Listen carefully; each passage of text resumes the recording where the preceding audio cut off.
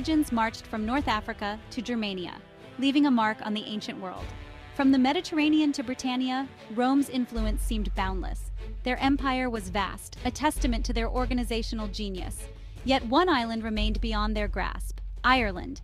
The Emerald Isle, shrouded in myth, stood defiant. Ireland presented challenges that Rome seemed unable to overcome. Why did this small island remain unconquered?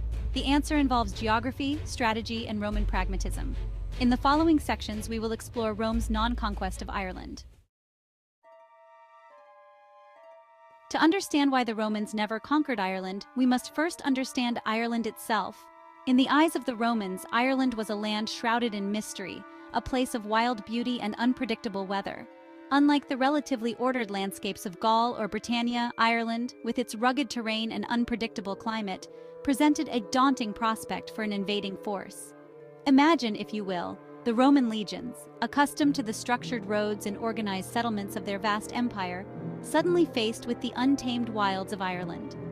Dense forests, vast bogs, and rolling hills, often shrouded in mist and rain, would have made movement and communication difficult, disrupting the Roman army's legendary efficiency. The very landscape seemed to conspire against them, hindering their progress and sapping their morale. The Romans, masters of logistics and organization, thrived on order and predictability. Ireland, in contrast, offered only the unexpected. Beyond the challenges of the Irish landscape lay another formidable obstacle: the sea.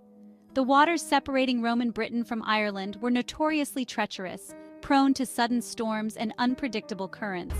For the Romans, accustomed to the relatively calm waters of the Mediterranean, the Irish Sea presented a significant logistical hurdle. Transporting and supplying a large army across this turbulent stretch of water would have been a daunting task, fraught with risk and uncertainty. Roman ships, designed for the calmer Mediterranean Sea, were ill-suited to the rough conditions of the Irish Sea. Storms could scatter fleets, sink supply ships, and leave the Roman army stranded and vulnerable. Maintaining a steady flow of supplies and reinforcements, crucial for any successful campaign, would have been a constant struggle, stretching Roman resources and testing their logistical prowess to the limit. The sea, often a pathway for Roman expansion, became a formidable barrier in the case of Ireland. It would be a mistake, however, to attribute Rome's lack of conquest solely to geography and logistics. The people of Ireland themselves, the fierce and proud Celtic tribes, played a crucial role in deterring Roman ambitions. These warriors, skilled in guerrilla warfare and deeply familiar with their land, presented a formidable and determined opposition. The Romans, accustomed to facing opponents in open battle, found themselves confronted with a new and frustrating type of warfare. The Irish, masters of hit-and-run tactics, would ambush Roman patrols, disappear into the forests and bogs, and melt away into the landscape, only to reappear and strike again when least expected. Their fierce resistance, fueled by a deep love for their land and a refusal to bow to foreign invaders, would have come at a cost to the Romans. Each victory, if it could even be called that, would have been hard-won and costly, draining Roman resources and manpower.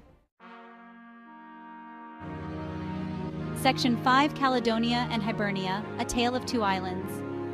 The Roman experience in Ireland stands in stark contrast to their dealings with another island nation, Britain. While the Romans eventually conquered most of Britain, establishing a lasting presence, their attempts to subdue Caledonia, the land north of Hadrian's Wall, met with fierce resistance and ultimately ended in a stalemate. Like Ireland, Caledonia posed significant logistical challenges. The terrain was rugged, the climate harsh, and the native tribes, the Picts, were fierce and skilled warriors. The Romans, however, invested significant resources in their attempts to conquer Caledonia, building forts, roads, and even a massive wall to secure their gains. Why the difference in approach? Several factors may explain this discrepancy. Britain, with its fertile lands and strategic importance as a gateway to the continent, offered tangible rewards. Ireland, on the other hand, may have been perceived as a less valuable prize, its potential riches outweighed by the cost and difficulty of conquest. Agricola's dream a bridge too far? Despite the challenges, some within the Roman Empire harbored ambitions of conquering Ireland. Gnaeus Julius Agricola, the Roman governor of Britain, contemplated an invasion of the Emerald Isle. According to Tacitus, Agricola gave refuge to an exiled Irish chieftain, perhaps hoping to use him as a pawn. However, Agricola's dream never materialized. Whether due to logistical constraints or other pressing needs, Agricola was recalled to Rome, and the window of opportunity closed. His story hints at the tantalizing possibility that Ireland could have become part of the Roman world. It serves as a reminder that history is not inevitable. Section 7. The Price of Conquest. Was Ireland worth it? Ultimately, the decision of whether or not to invade Ireland would have come down to a cold calculation of costs and benefits. The Romans, for all their military prowess, were pragmatists at heart. Conquest for them was not simply about expanding their territory, but about securing valuable resources and solidifying their power. In the case of Ireland, the potential rewards may have seemed less than compelling. Unlike Gaul or Britain, Ireland lacked the vast agricultural lands or mineral wealth that often attracted Roman attention. Its primary resources were its people and its land, neither of which would have been easy to exploit. The Irish, as we have seen, were a fiercely independent people, unlikely to submit easily to Roman rule. Subduing them and maintaining control would have required a significant and sustained military presence, draining Roman resources and manpower. The cost of conquest, in other words, may have outweighed the potential benefits. Section 8. Beyond the frontier, Roman influence in Ireland. Despite the lack of a formal conquest, the Romans were not entirely absent from Irish shores. Archaeological evidence suggests that trade existed between Ireland and the Roman world. Roman artifacts, such as pottery, coins, and even jewelry, have been found in Irish archaeological sites, indicating at least some level of contact and exchange. This interaction, while not amounting to full-scale conquest or colonization, would have exposed the Irish to Roman culture and ideas. The extent of this influence is still debated by historians, but it is clear that Ireland, even in its unconquered state, was not entirely isolated from the Roman world.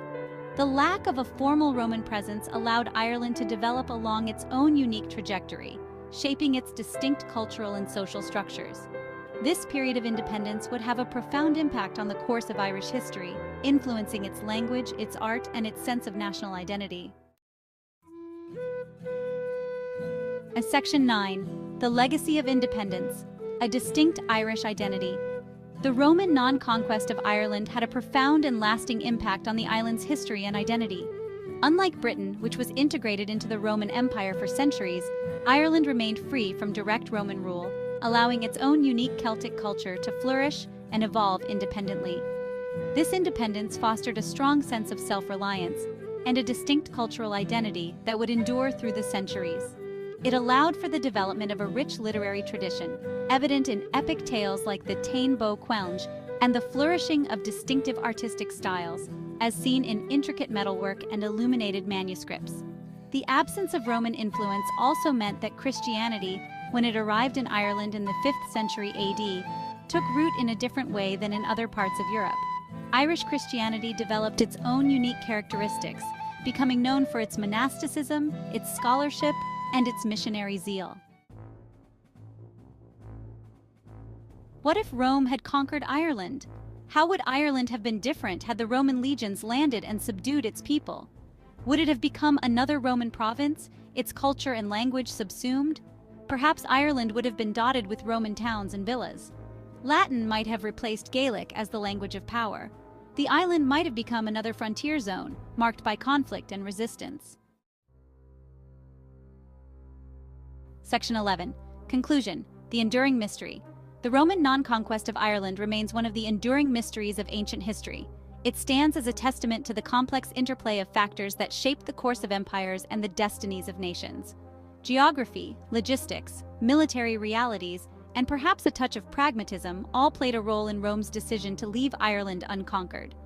This decision had profound and lasting consequences for Ireland, allowing it to develop its own unique culture and identity, free from direct Roman influence.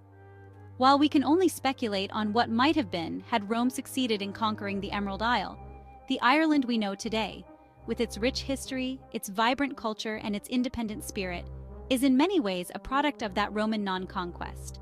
The story of Rome and Ireland serves as a reminder that history is not inevitable, that seemingly small decisions can have far-reaching consequences, and that sometimes the most interesting stories are those of the paths not taken.